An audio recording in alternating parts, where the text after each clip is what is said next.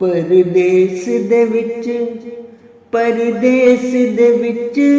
ਅਸੀਂ ਰਹਿ ਕੇ, ਪਰਦੇਸ ਦੇ ਵਿੱਚ ਅਸੀਂ ਰਹਿ ਕੇ ਚੰਨਾ ਭੁੱਲ ਗਈ ਈਦ ਮਨਾਵਣ ਹੁਣ,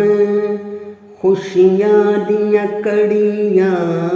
ਟੁਰ ਗਈਆਂ, ਅੱਖਾਂ ਵਿੱਚੋਂ ਵਗਦੇ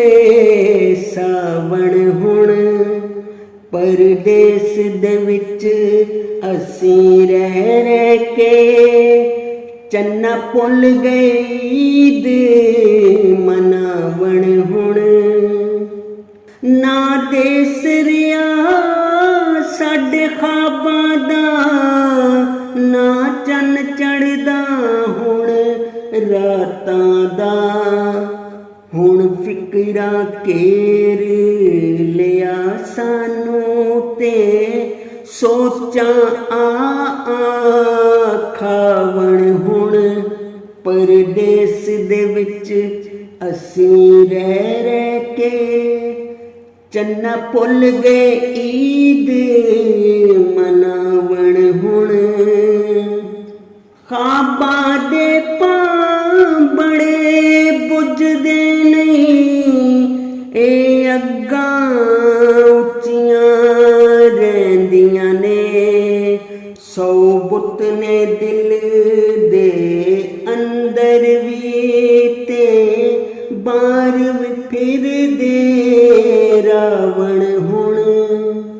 ਤੁਹਾਨੂੰ ਕੀ ਦਸੀਏ ਕਿਵੇਂ ਲੰਘਦੇ ਨੇ ਪਰਦੇਸ ਦਿਹਾੜੇ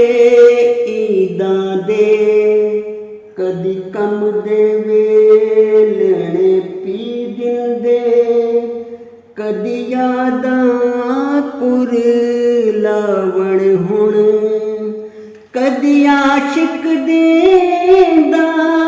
ਚੰਨ ਨਾਲ ਸੀ ਕੋਠੇ ਤੇ ਚੜ ਕੇ ਈਦ ਦਾ ਚੰਨ,